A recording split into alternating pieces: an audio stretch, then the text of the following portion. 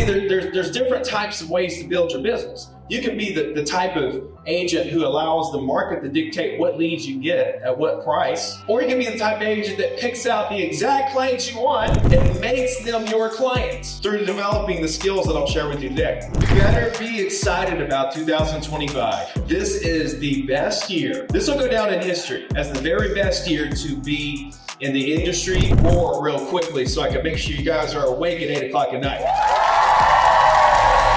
For the man himself, Ricky Carruth! Guys, I'm on a mission.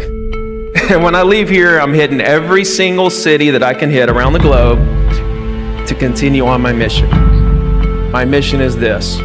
Let this engrave and know that this is the very beginning of my podcast, which is every single day.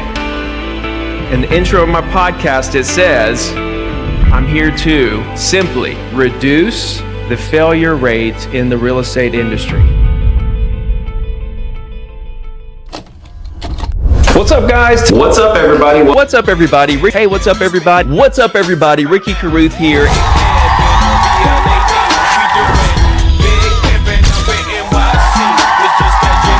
It's good to be here. I've been in real estate since 2002.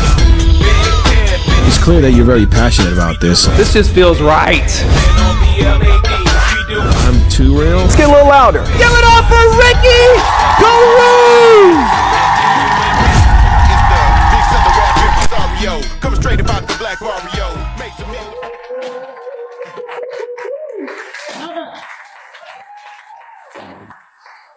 Oh my goodness. I'm being shot. How we doing? Hey, oh my goodness. Look at this video. I told him he better see me this video. I need that video for my next speech. Make some noise right now if you're excited about 2025. Yeah, you better be excited about 2025. This is the best year. This will go down in history as the very best year to be in the industry, become a real estate agent, be a brand new real estate agent, be a real estate agent in general. 2025. Do you realize this? This is the greatest opportunity. I've been doing this a long time. I research history. I've been calling the market for years, and I can tell you this 2025, and I'll explain why, right? But I'm gonna digress for just a second. Get a little too excited. I'm Ricky Carruth. How many of you guys are already following me? Wow. Just about everybody. So I'm from Alabama. I grew up roofing houses with my father. All right, I'm real simple. All I know how to do is be real. I don't have slides.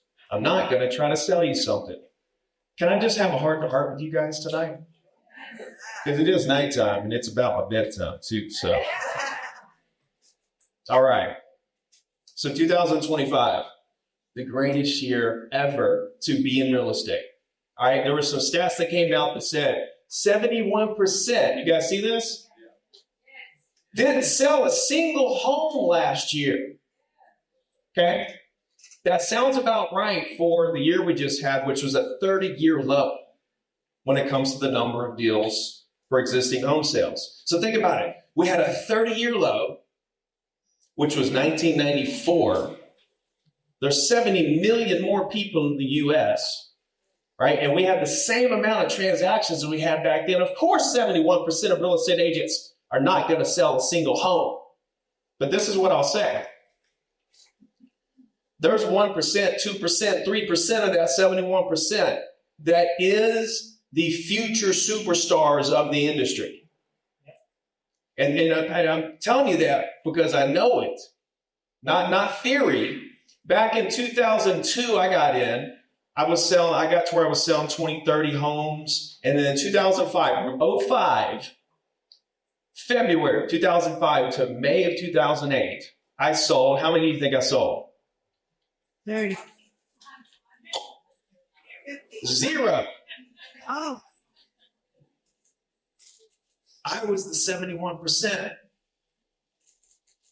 So if you're the 71%, or if you know of a 71%er out there, don't tear them down.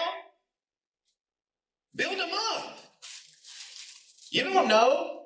When I lost everything and I was sitting on zero for a couple of years, it didn't bother me at all. I knew exactly where I was going. I didn't tell anybody. I knew it. I knew what I had in me. Do you know you got something in you? Let's give it up for her. She knows she has something in her.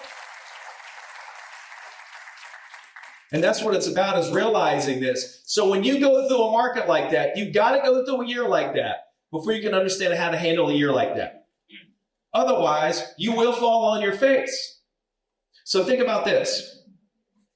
If you got into business 7, 8 years ago, or 3 or 4 years ago, and you never encountered a year like last year, okay, you didn't get in before 2008 or back in the early 2000s, right? Since 2012, you've just been riding this market up. It's been a great market. And then all of a sudden, boom, and you get hurt a little bit. That moment right there teaches you everything you need to know to build a massive career, because then you start to get it. Every 8 to 10 years, this happens. 8 to 10 to 12 years, we're going to see this downfall. And when you go through it, you start to realize how to crush it during a down market. So then you start building your business completely different based on the new knowledge you have around how cycles actually work. This is a cycle that happens over and over and over again. If you realize, you understand two things. If you understand that closings happen every single day for the rest of your life, regardless of what happens in the market, in the world, wars, stocks, it doesn't matter. Closings continue to happen by the truckloads. If you understand that one thing and you understand how to create business out of thin air, then nothing can stop you. I would fear to say that the agents that got hurt the worst last year are the ones that are susceptible to the leads and the business that the market produces and gives them. What do I mean by that? Zillow leads. You're literally at the mercy of a third party giving you leads at whenever they want, at whatever price they want, whoever the leads are. If you build your business open houses, not using the open house to leverage into other listings, but just using it to try to attract buyers, you're at the mercy of whatever buyers come through the door based on the market. Is this making sense? See, there's different types of ways to build your business. You can be the type of agent who allows the market to dictate what leads you get at what price.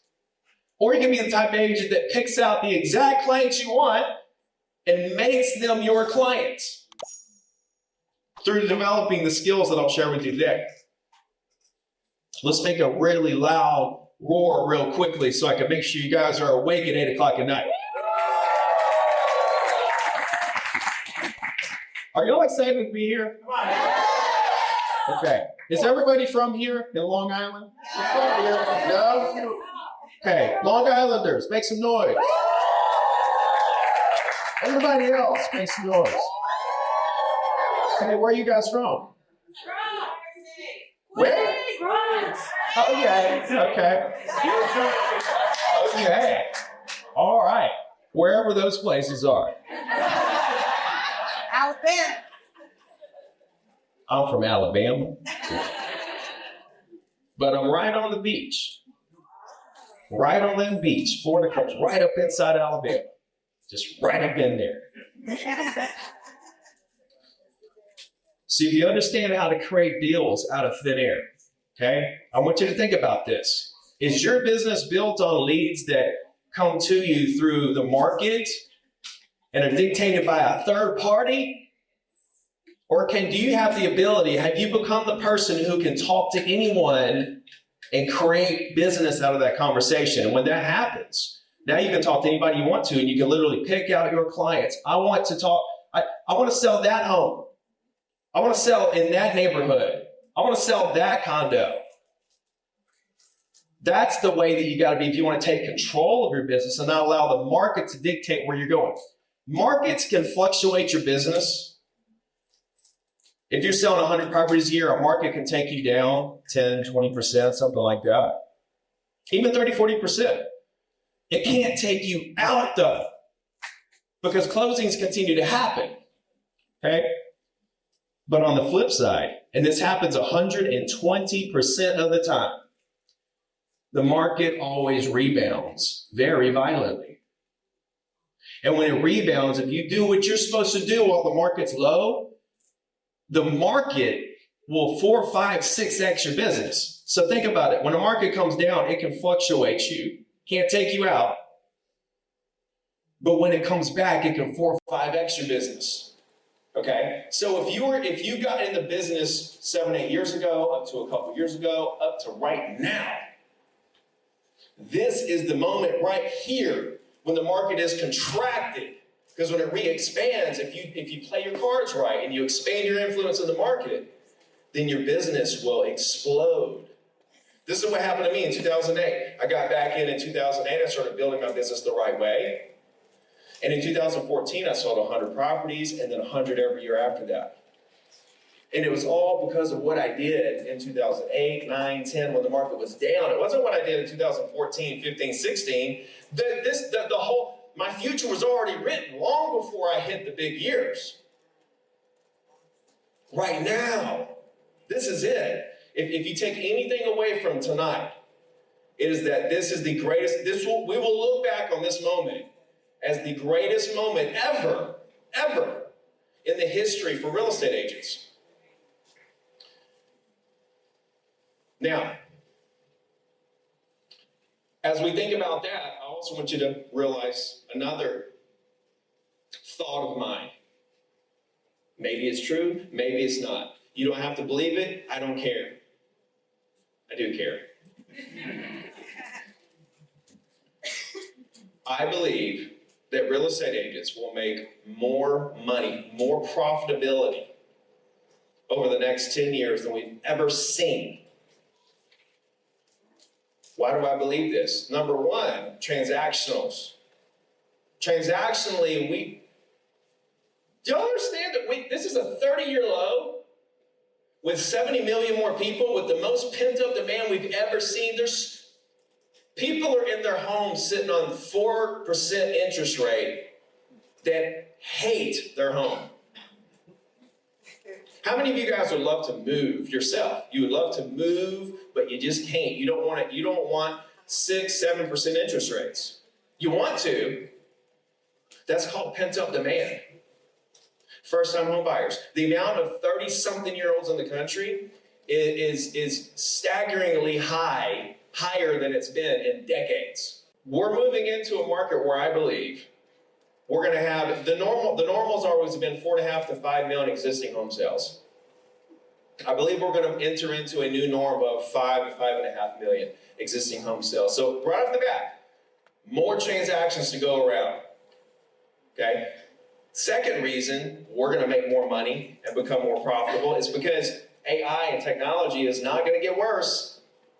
And every single technology, communication, AI, social media that has come out has done nothing but help me sell more properties in less time. For salebyowner.com. You agents are going to be out of business forever after this. No, you just gave me a portal. I could just call all the for sale by owners and just sell a bunch of properties. Uh-oh, here comes Zillow. You guys are out of here. No, you're just gonna make it to where the buyers look up their own properties, and I could save all that time and just go find more clients. I used to look up I used to help the buyers search for properties for hours and hours and hours. Not anymore. They just send me a list and I give it to my assistant, set these up for Thursday at 2:00. What properties are they, Rick? I don't know. It's the ones they want to see. And by the way, Miss Assistant, Christy, see if there's anything else that is similar that we might want to throw on the list. Boom. I just took hours and hours and hours of my time and condensed it down to literally a few seconds. Without Zillow, I'd have never got to 100 deals a year. Thank you, Zillow. electronic signatures, social media, AI, everything that comes out that they say, this is going to wipe out agents, literally it helps us sell more properties in less time.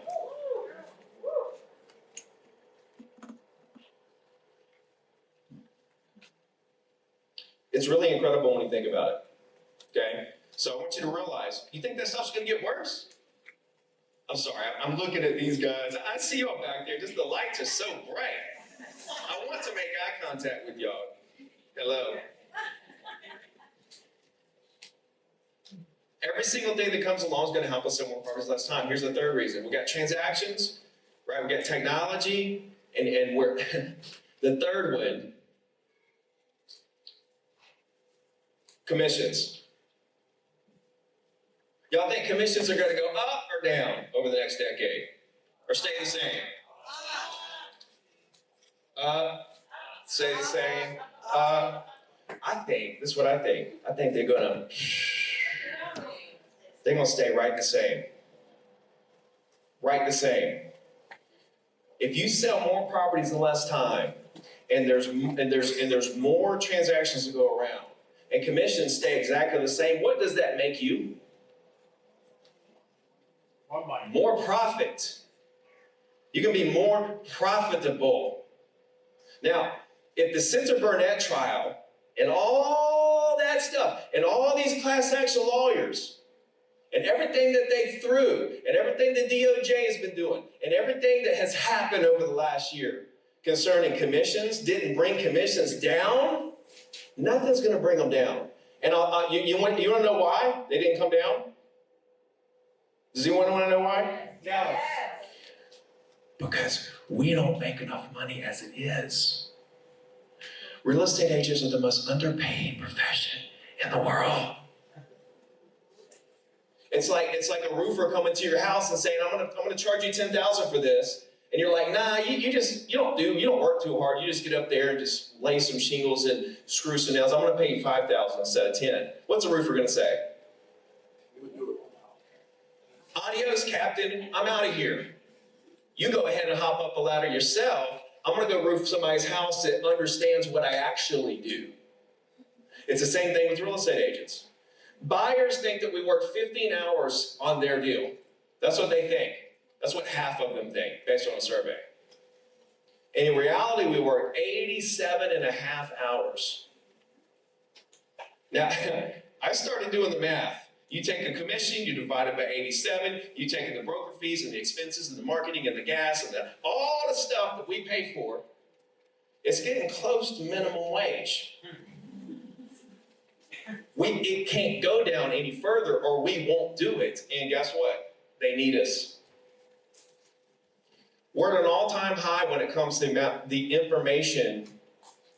And I got 13 minutes, but I got like another 45. I could talk for a couple hours. We're at an all-time high when it comes to the amount of information that consumers have. We're also at an all-time high with the amount of consumers that use an agent by choice. Why is that? They got all the information. What do they need us for? Ooh, I guess it isn't the information that was the value that we brought, like everyone wants to think. You see, the more you tell someone, the more they need you. I figured this out a long time ago as a real estate coach, right? I was the first completely free coach ever. And what I realized was the more that I told agents how to do it, the down and dirty, deep secrets of how to actually build their business, the more they needed me. It's the same thing with consumers. We're not going anywhere. Real estate agents are needed forever. We'd have been gone with bookstores and everybody else, travel agents. We're still here. It's the consultation. I have to talk to you to help you with this deal that's $750,000. That's fragile. That needs to be handled delicately. So I hope you realize what I'm saying here. This is the best time to be in the business because we ain't got nowhere to go but up. And over the next 10 years, real estate agents will make more money than you could ever imagine. I'm not making this up. I've been calling the market for a long time now. You guys been watching me call the market? Yeah. Have I been wrong? Yeah. Here and there. But overall, a couple years ago, interest rates came up and everybody said prices are going to crash. I said, no, they're not. And I'm here to tell you, if you have a 30-year low of home sales and home prices go up 5%, if home prices don't go down to a 30-year low when it comes to transactions, they're not coming down. Sorry, buyers. If you've been waiting on the big buyer thing, prices to come down so you can get a deal on a house, it's not happening. What you got to do, what you need to advise your clients of, is how to maneuver this new normal market that we're in. Find the deals. That's why I've been harping on new construction, rate buy downs, closing costs. Great starter home for people. Trade up seller home for people that want a brand new home. Now I'm fixing to throw a lot of stuff in this last 10 minutes. Y'all ready for this? Yeah. Because I'm just getting warmed up, really. All right.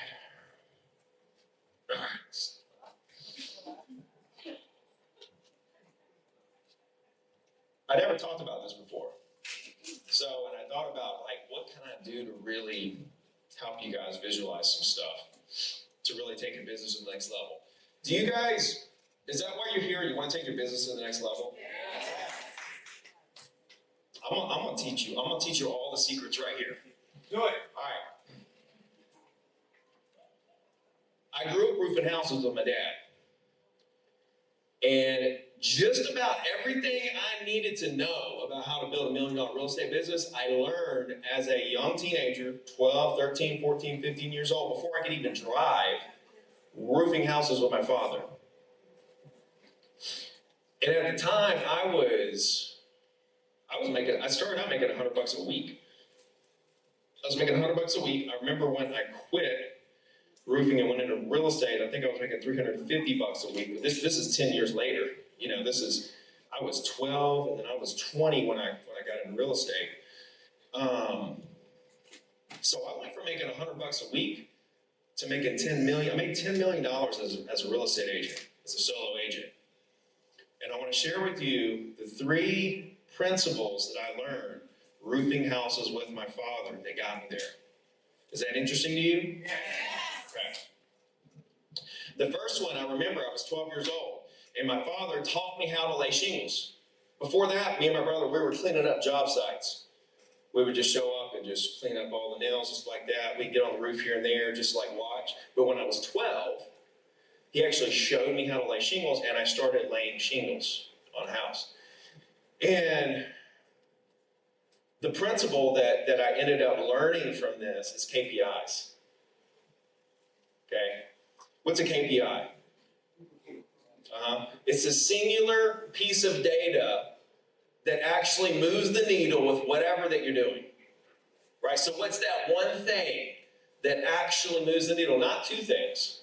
What's the one thing that actually moves the needle in your business? You figure out what that one thing is, and you spend more than half your time, more than 50% of your time on that alone. And it's only one thing. So when I was roofing houses with my dad, I realized when I started to lay shingles, and I did it week after week after week, he started at some point, he switched me from by the hour to by the shingle, basically. It was by the bundle of shingles and by the square. 3 bundles was a square. And I had to save the bundle. I had to save the tag off each of the bundles in my belt. I had to give him the tags at the end of the day and say, here's how many shingles, here's how many squares I laid. So what I'm getting at is that the KPI at that point was laying shingles, right? That equated to how much money I was going to make. So that's all I focused on, all the way up until I got into real estate. When I got into real estate, I'm telling you a true story. When I got into real estate, I thought, what equates to laying shingles in real estate? What's the one thing I could just focus on and just produce and to to become productive? What's the one thing that's going to move the needle? It took me a minute to really figure it out. But what I realized was that it was conversations with prospects. Now you can, there's a lot of different kind of prospects. There's a lot of different kind of lead gen. And I'm not an advocate of any of it. I don't care what you do to build your business. Build it on TikTok, social media, Zillow, open houses. I don't care.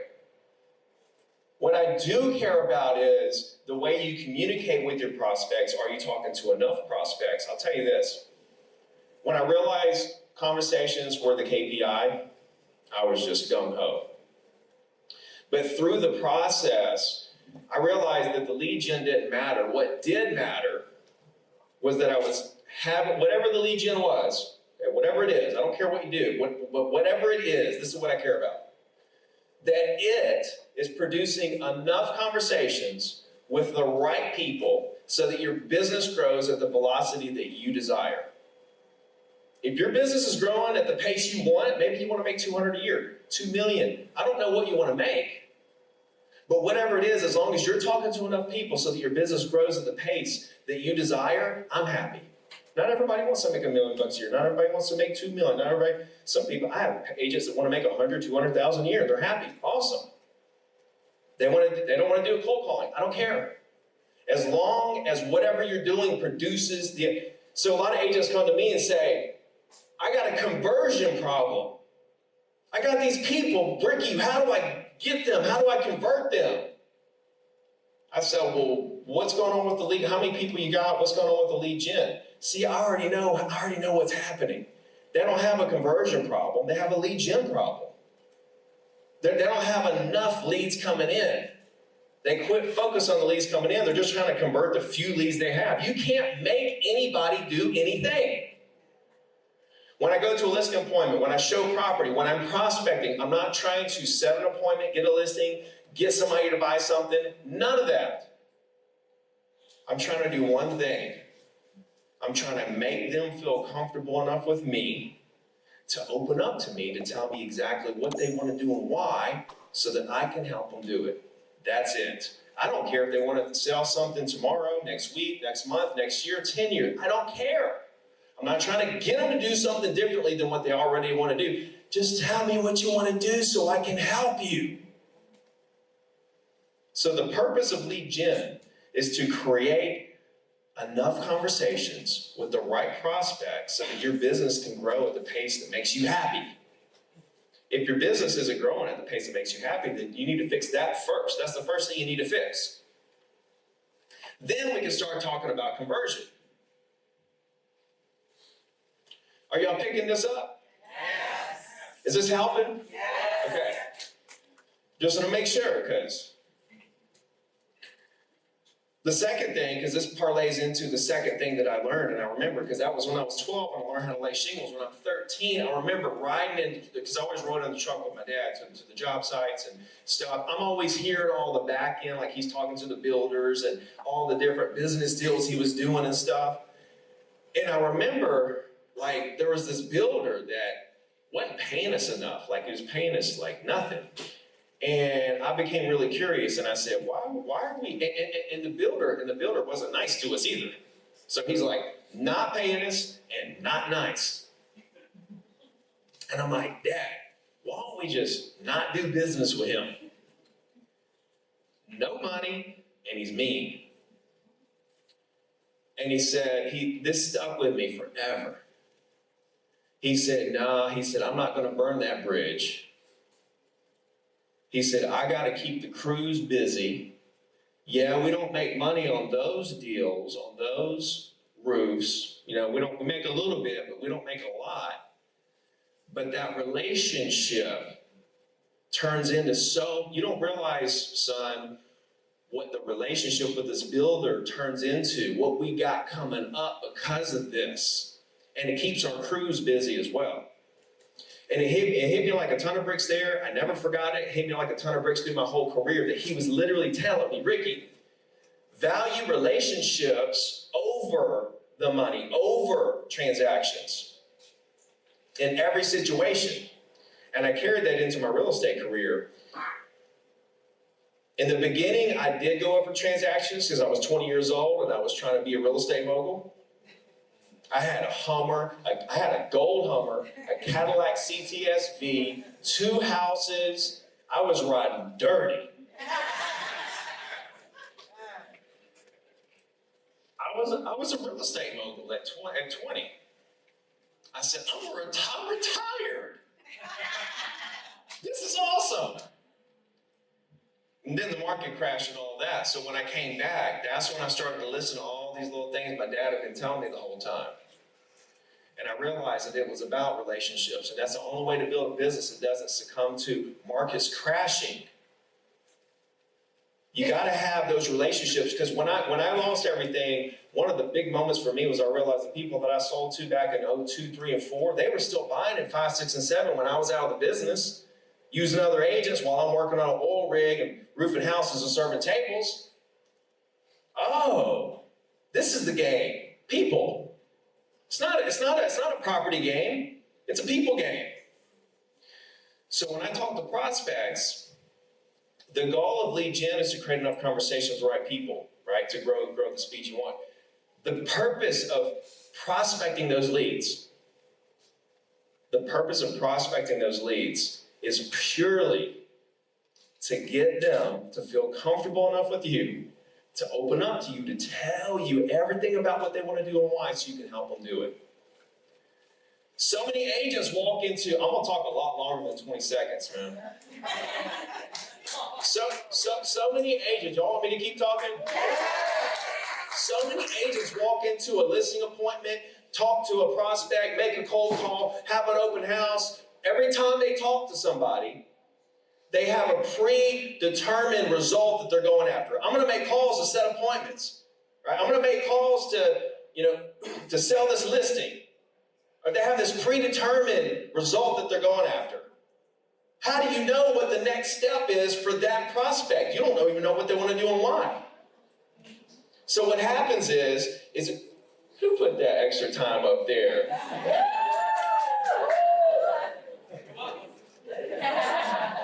I hope you got more than that. They walk into the situation with a predetermined result, okay? And this is what happens. You walk in there with a predetermined result, and you've already got that next step mapped out in your mind, so you're just focused on that, just laser beamed in there, when you don't even really know why the prospect wants to do what they want to do and why they want to do it, time frame they want to do it in, etc. And so, but you keep forcing this predetermined result on them, and then what happens?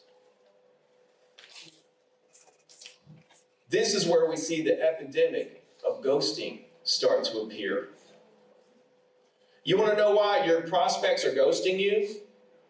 Because you're trying to force some weird next step on them that has nothing to do with what they actually want to do. And they know that you're just trying to go through the motions of what you were programmed to do, so it's not your fault. But I'm trying to unprogram you. I'm trying to help you realize, don't walk into these conversations with a predetermined result of what you're trying to make happen. Walk in with an open mind and say, what is it that you want to sell? Tell me more about that. When you go to the doctor, you don't say, hey, my stomach hurts. He says, okay, lay down. We're going to cut you open. And we're going to, what's all in there? He doesn't just cut you open and start trying to figure out what's going on with your stomach before he what? Asks you questions, runs tests, gets all the information, and then based on the information, he says, this is what we need to do next. I don't know, an appointment might be the next step. Maybe it's to show a property. Maybe it's to send an email. Maybe it's to call them the next day. Maybe it's not to do anything. I don't know, because I haven't talked to the prospect yet about what they want to do. I haven't went 5 to 10 questions deep. You want to sell? Great. Wow, I got a job across town. Okay, cool. You want a smaller or bigger house? You got kids? They in a school zone? Do you rent or own now? Do you have to sell your house before you can buy the next one? There's so much more to it. I got to know all of it before I can make a decision of where I'm going to go next. As a professional, we're all professionals, right? Then we need to act like it and quit trying to just close people. Don't close them, help them. And the third thing that I learned was that everything is seasonal. So we had summer and we had winter. I'm roofing houses. I'm outside. I'm dealing with the elements. We had days randomly that would rain. Can't roof. Up here you got snow. It's very seasonal. So what happens is you have to operate differently in different seasons to take advantage of each of them. When it was slower, when we couldn't roof, what did my father do? He was building up his clientele. Building up his clientele. While he had any downtime, he was building up clientele. So that when the busy season came, we was on fire again. I subconsciously soaked that in. And what happened was, I got to a point where every year I made more money. Every year I made more money. It was a stair step. How? Why? Because in the winter, when it was slower for real estate, I was building my clientele up. So that the next selling season, I had more clientele going into the selling season than I had last selling season. Sold more. Oh, okay, that worked pretty good. Let's try it again. The next slow season, I built up clientele. The next selling season, I had more. And every year I had more and more clientele. Of course, I'm doing a weekly email, so these people never forget me, even from 10 years ago, 20 years ago, 2 years ago, 3 years ago, last week. They never forget me. And so I'm able to use the seasons to stair step my income. But what's even interesting, more fascinating, are the bigger seasons, those big 8 to 10 to 12 year cycles. And how I'm just going to bring it all the way back to the beginning, if you take advantage of those down moments, it can 4 or 5x your business. Everybody in this room could 4, 5, 6x your business over the next 3 to 5. I'm not talking about next year, but it's all going to be determined by what you do this year and the next year. You got to visualize this. How many conversations am I having with the right people? Can I see my business getting to the place that I want? Can I visualize it? The reason why agents jump around from thing to thing, from this shiny thing to that social thing, to this brokerage, to that brokerage, to this team, and all this stuff, is because whenever they get into something, they do it for a couple weeks, but then after a couple weeks, they can't visualize that getting them where they want to be. So they're like, oh, I can't waste some more time here. I don't think this is going to get us where I want to be. I got to jump to the next thing, the next thing, and the next thing. No. What I teach is I teach you how to build your career. We're going to crush 2025. It's in the books. It's written. This year's going to be based on what you did last year. You'll get some deals from new leads you got this year, but the year you make $1 million, the year you make $1 million will not be from the leads you got the year you made the $1 million. It's going to be from all the years before, a little bit of it, maybe 10, 20%, 10% will come from the leads you got that year, but that other 900,000, that's from that last 6, 7 years of leads that you talked to that you never let forget you because you do a weekly email. My friends, the window of opportunity is here, but it's closing. And when it closes, you're going to look back and say, he was right. That was the greatest opportunity for real estate in the history of the industry. I love you guys.